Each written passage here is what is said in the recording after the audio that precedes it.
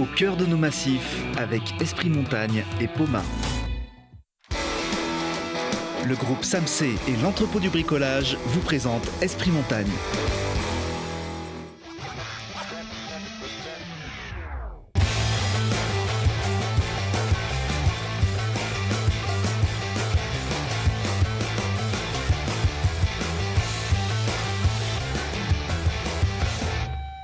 Bienvenue à tous, très heureuse de vous retrouver ici sur ce plateau alors que brille le soleil sur les pistes pour les vacanciers. Alors ce sont presque des conditions de ski de printemps là, hein, Laurent?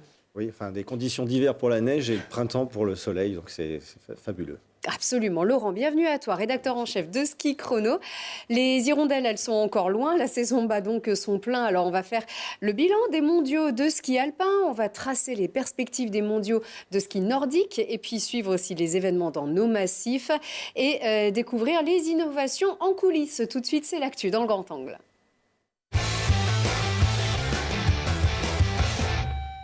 Évidemment, direction Auray. Laurent, Oui, bons mondiaux ou pas bons mondiaux? Oui, des bons mondiaux pour les Français. Le rideau vient de tomber. Le seul bémol, c'était la météo pendant ces championnats du monde, mais ça, on le savait. Hein, donc, ça a un peu perturbé les courses avec beaucoup de départs abaissés, donc un peu de retard. Ça aurait dû être chez nous oui, un peu plus tôt que prévu. Ça sera en 2023, mais voilà. On le savait à Auray, donc il fallait gérer ça. Sinon, ça a été des superbes mondiaux. Les cadors ont été au rendez-vous. Les Français ont brillé. 3 médailles, dont un titre. C'est mieux que les derniers. On est dans la norme. On est dans la norme. On a un titre depuis 2011, donc ça c'est quand même une valeur sûre. Hein. Le ski français a un titre mondial depuis 2011. Là c'est Pinturo. Là c'est Pinturo. On l'attendait enfin. Il concrétise. C'est un petit peu à l'image de sa saison. Il a une sérénité qui arrive. Il est à maturité. On le sent vraiment bien. Donc médaillé d'or en combiné. Il a une deuxième médaille en bronze. On va dire qu'au total, il en manque peut-être une de médaille. C'était soit celle en slalom pour Pinturo ou Clément Noël, qui est un petit peu passé à côté, même si c'était ses premiers mondiaux. Pour le coup. Oui. Après ce qu'il avait fait. Oui, après 21 ans, pression à gérer. Il est 7e quand même. Donc ça veut dire qu'il est quand même pas très très très loin. Il est à 30 centièmes du podium. Donc il a pris date. Et puis Tessa. Tessa qui fait 6e, qui est un peu en dedans. C'est un petit peu le petit regret qu'on a, c'est chez les femmes, c'est que Tessa est passée un petit peu aussi à côté de sa course. Cette fois-ci. Avec un petit rayon de soleil quand même derrière Tessa, c'est qu'on a Clara Direz pour ses premiers championnats du monde qui fait 8e. Et ça, c'est une vraie belle perf. Et puis suivi de Coralie Frasse-Sombé de Champs-Rousse qui est 9e. Donc, pas mal. C'est un petit peu d'espoir dans le ski dame. C'est Coralie et Clara Direz qui montent le bout des spatules. Voilà. Mais on en attend plus. On en attend toujours un peu plus. Alors, du côté de nos ski cross, ski cross, alors, ça c'est belle satisfaction. Belle satisfaction, puisqu'après le titre de François Place au championnat du monde, les Français sont repartis plein ballon avec Jean-Fred Chapuis qui a décroché sa 2e victoire de la saison et qui revient à 34 points de Bastien Midol, le Français du Grand Bornand, qui est actuellement leader. Il reste 2 courses. Ça promet une fin de saison haletante, donc on va suivre ça de près. Un petit mot, une petite pensée pour François Place, le champion du monde de Cré-Volant, qui est victime d'une chute et qui s'est blessé à la hanche. On espère qu'il va se remettre d'aplomb très rapidement. Lui qui avait plutôt bien commencé sa saison, évidemment. Allez, puis on se tourne de côté du ski nordique et du biathlon. Oui, du coup. Donc le circuit était aux États-Unis, Soldier Hollow, et les Français ont brillé dans les épreuves par équipe, puisque en relais mix, Simon Destieux a pris la 3e place avec Célia Aymonier et Anaïs Chevalier, et aussi Quentin Fillon-Maillet qui complète le relais, donc 3e place. Ça va, ça continue. Oui. Non, pas 3e place, victoire, puisque la 3e place, c'était pour le relais single avec Anthony Guigonin et Julia Simon. Voilà. Donc, première place pour les Français en relais mix à 4, donc c'est une belle performance. Et 3e en relais pour le relais à 2 avec Anthony Guigonin de Morzine et Julia Simon. Voilà, on s'en sort parce que c'est vrai qu'il y a quand même beaucoup de catégories, beaucoup de courses. Voilà. Et beaucoup de podiums. Oui, donc on s'y perd. Tant mieux. Alors justement, la pression, elle monte du côté de nos biathlètes et de nos fondeurs. Dans quelques jours, les mondiaux vont débuter. Alors dans quelles conditions? C'est notre focus de la semaine. Les mondiaux de ski nordique, c'est à Ziefeld. En Allemagne. Voilà, en Allemagne, du 21 février jusqu'au 3 mars. Alors, c'est dans notre Vercors qu'on se prépare le mieux? Oui, c'est le camp de base des Français. Il y a Prémanon dans le Jura, mais il y a aussi le Vercors avec Corançon. Et donc Benoît Prato, journaliste de Ski Chrono du Dauphiné Libéré, a suivi cette préparation et nous propose un reportage en immersion avec les fondeurs et Martin Fourcade en invité, puisqu'il se prépare aussi, lui aussi, à son retour. On y va tout de suite.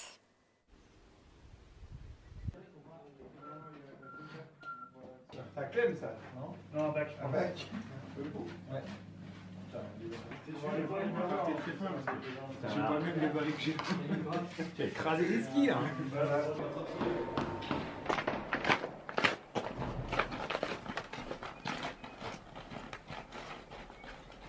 Il est là.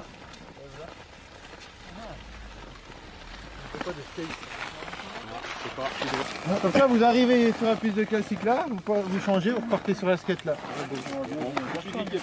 Alors aujourd'hui, on fait du skiathlon. Pour les championnats du monde, il y a une épreuve de skiathlon qu'on n'a pas du tout sur la Coupe du Monde. Ça sera la seule épreuve de l'hiver. Donc on recommence un peu de l'entraînement comme ça, surtout dans la transition classique skate. Donc ils ont fait 1 heure de classique et puis ils refont 1 heure de skate et après on refait un petit peu des changements toutes les 15 minutes. Ça fera une séance d'un peu plus de 2h30.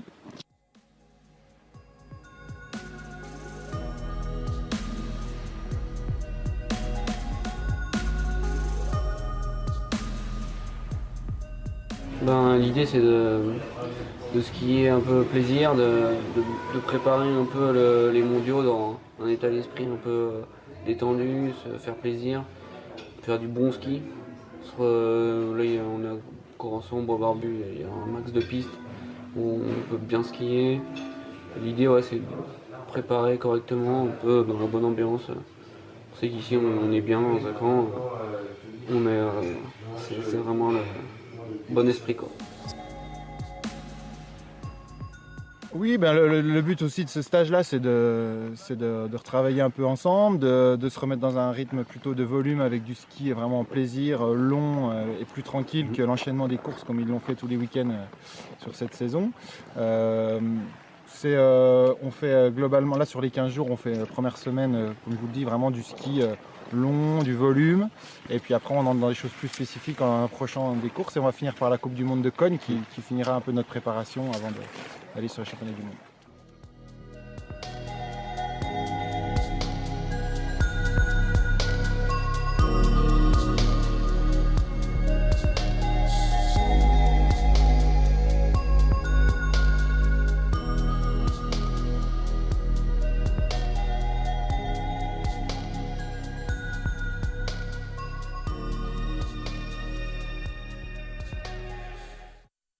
Alors, on voit beaucoup d'ombre ici. C'est Martin Fourcade qui vient juste de prendre l'extérieur. Oui, Martin a décidé de partager le stage des fondeurs. Il est un petit peu en retrait du circuit mondial actuellement. Pourquoi alors? Pourquoi il tente un pari pour se préparer pour les championnats du monde. Il avait besoin de se ressourcer un petit peu. Il s'est reposé. Là, il a repris un petit peu l'entraînement avec les fondeurs à Corançon. Il est parti à Prémanon pour faire un peu plus de spécifique biathlon.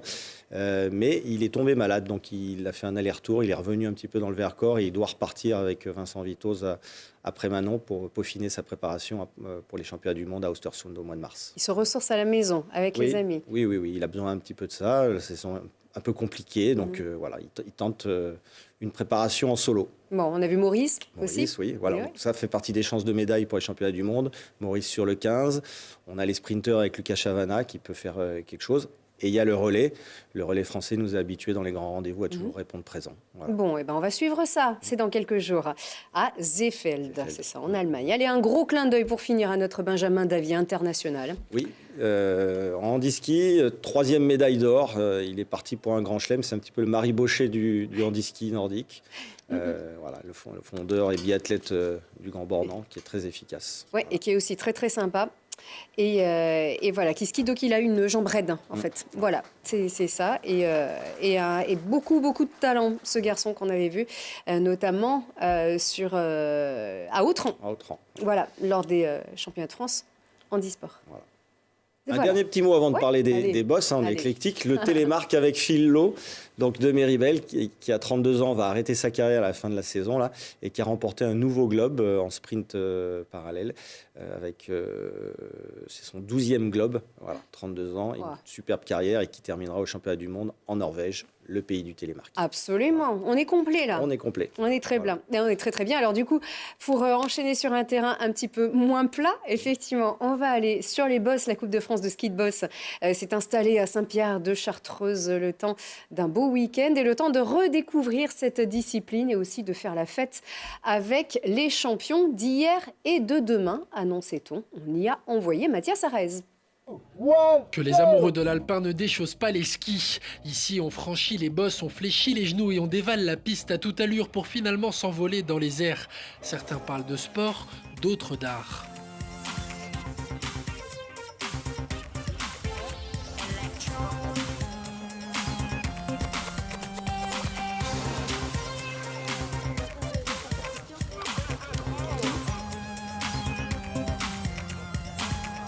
Olympique depuis seulement 1992 à Albertville, le ski de boss est une discipline qui réussit bien aux Français.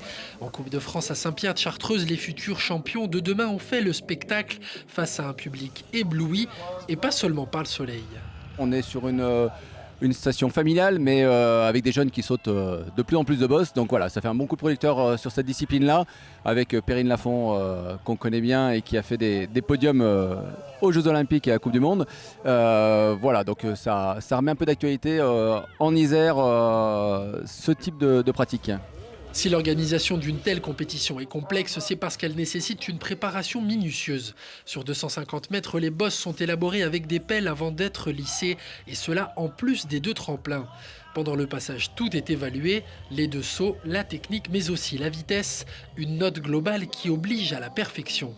Il est bien évident que le terrain est très accidenté, très traumatisant physiquement, mais justement, ces gamins sont préparés pour ça. On en est à la preuve vivante puisqu'on est encore là. Donc on est des précurseurs, mais pour ces gamins-là, c'est du pain béni parce que justement, ils peuvent faire ce qu'ils ont envie de faire, le plaisir de skier. Le plaisir qui emmènera au succès. Philippe Bron avait à son époque ouvert une porte. Perrine Lafont a largement repris le flambeau pour porter la France vers de nouvelles victoires renversantes. Ah, alors ça justement, c'est le stade Philippe Bron qui porte son nom et qui avait donc ouvert la porte. On était vraiment précurseurs Double ici champion dans cette du monde, discipline. oui, c'est une discipline inventée au Canada. Hein. Les Canadiens restent des vedettes en la matière, mais les Français ont aussi leur mot à dire, puisque voilà, il y a toujours eu une succession entre Philippe Bron, les Berton, les gros Pirons, Raphaël Monod et désormais Olivier Alamand, médaillé Olivier d'argent Alamand, aussi. désormais Ben Cavé et Perrine Lafont, Guilbault Collat, Anthony Bénat. Donc on a quand même Une tradition. à chaque génération, on a des champions du monde, des champions olympiques. Donc voilà, c'est une discipline qui est toujours très jeune, même si maintenant c'est la plus vieille des disciplines freestyle. Mais voilà, Ouais. on reste une valeur refuge dans cette discipline et c'est très bien. Qui était arrivé vraiment de plein pied dans la compétition officielle à Albertville en 92 avec Edgar Gros-Piron et Olivier Alamand. Voilà, un Canadien quand même pour compléter le podium parce qu'il fallait bien. Voilà. Pour que ça soit homologué, il faut toujours qu'il y ait un Canadien sur le podium. Voilà. Absolument. On se fera une spéciale bosse, hein, d'accord ? Avec plaisir. Ici, très bientôt.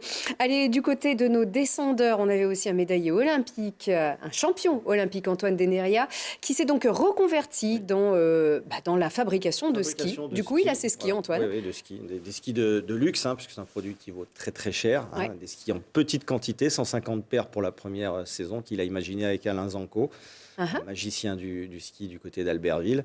Et Antoine y a mis toute sa passion, toute sa fougue pour nous sortir un beau ski qui a été primé, qui a gagné une médaille d'or. Il en a l'habitude, hein, lui, c'était assez strière, qui a gagné une médaille d'or à ISPO à Munich. Et Alice Dumas l'a rencontré et nous fait découvrir ses petits produits de luxe. Tout de suite. C'est un ski asymétrique qui allie à 3 différents bois à l'intérieur. En fait, notre principe, c'est qu'on a des noyaux en balsa dans tous les skis. Puis après, les longerons latéraux diffèrent suivant les particularités techniques et le feeling qu'on veut. On utilise du noyer, du bambou, du frêne. Et dans ceux-là, en fait, on a mixé, il y a toujours le noyau en balsa, mais il y a un côté en frêne, un côté en noyer.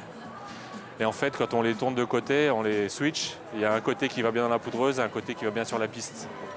En fait, là, on est dans une position piste. Et puis, si on tourne, position hors piste. Oui, ça n'a jamais été fait.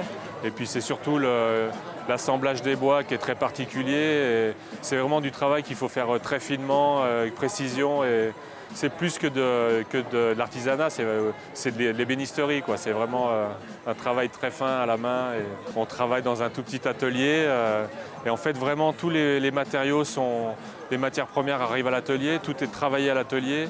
On reçoit des gros plateaux de bois, de noyer, des planches de balsa, de bambou. Et toutes les matières sont délignées, lamelées collées à l'atelier.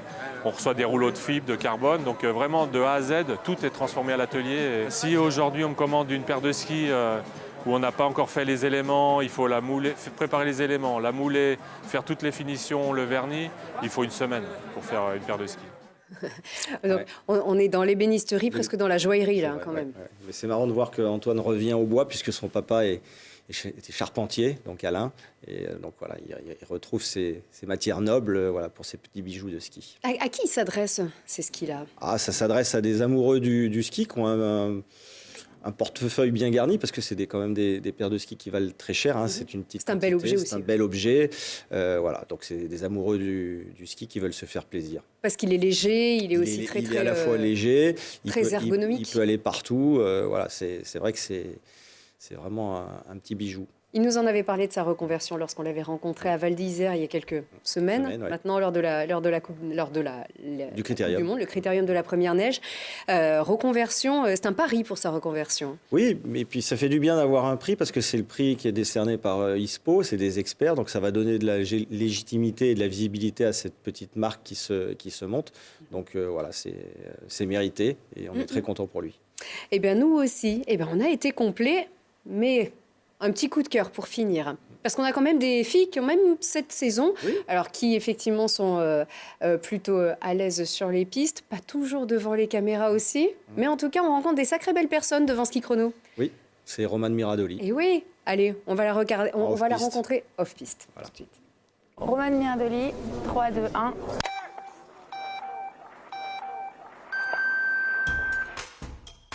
Ça devait être peut-être un petit peu avant 3 ans. J'étais toute excitée à l'idée de pouvoir essayer de glisser un peu sur les pentes de plaine. J'étais petite, mais c'est vrai que j'allais déjà assez vite et je gagnais des courses avec 7 secondes d'avance à l'époque. Ça a souvent été quand même Lindsey Vonn. J'admire son parcours et tout ce qu'elle a fait jusque-là. Ouais. C'était à Saint-Moritz en décembre 2014, je crois. J'arrivais de Norvège, tout à l'arrache et tout s'était mal passé. J'étais stressée, j'avais oublié l'étiquette FIS sur mon casque parce que j'avais fait repeindre mon casque. Du coup, il m'avait dit non mais là, tu peux pas prendre le départ comme ça. J'étais redescendue, je m'étais perdue, j'avais gelé mes pieds. Du coup, le lendemain, j'avais eu mal partout. Enfin, je sais pas si c'est un bon souvenir, mais en tout cas, je m'en rappelle bien parce que ça s'est pas vraiment passé comme j'imaginais. C'était l'année passée à Pyeongchang, assez grandiose au début, et puis après un peu plus difficile. J'en ai plus ou moins 3 toute la période où j'étais au club, et aujourd'hui je suis toujours en contact avec eux. Ouais. Oh, ça devait être sur une Coupe du Monde où les gens ils savent même pas qui t'es et juste parce que t'as la tenue de l'équipe de France, on te demande un autographe. Du coup, au début, t'es quand même toujours un peu gêné et tu te dis mais t'es sûr que tu veux un autographe de moi? Moi, je suis encore tout en bas de l'échelle. Hein. Si j'en ai 3, ça passe ou pas? La vie est belle. Avec un sourire pareil, forcément, la vie elle est belle, hein, avec Romane, meilleure descendeuse. C'est l'avenir de la vitesse française. Elle se construit petit à petit. Et cette année, elle a déjà une 6e place à l'Écluise, un top 5 dernièrement. Donc elle arrive doucement. C'est pas encore régulier, mais elle a tout le potentiel pour aller plus haut. En tout cas, image super sympa qu'elle véhicule avec un beau sourire comme ça. Je peux te demander ton premier autographe à toi dans le ski? Jamais. Non, alors, pas, en tout cas, demander, même pas... Mon premier autographe, ça a dû être, je pense, c'est Léonard Stock, qui était champion olympique à Lake Placid en 1980. Voilà. Ah, très bien, Stock. Voilà, Stock. Très bien. Très bien. Chalet. Moi, c'est Marielle Guatchel. Quand j'étais petit, c'est là que j'ai appris ce que c'était que le mot autographe. Comme quoi, décidément. Allez, merci beaucoup pour l'anecdote. Laurent, on te retrouve Dans 15 jours. Dans 15 jours. Ici, nous, bien sûr, on vous retrouve la semaine prochaine pour un nouveau Esprit Montagne en partenariat avec Ski Chrono. Merci à tous. Merci.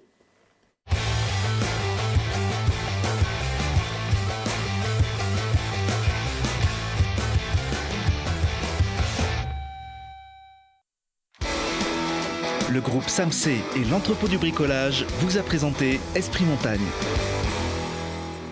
Au cœur de nos massifs avec Esprit Montagne et Poma.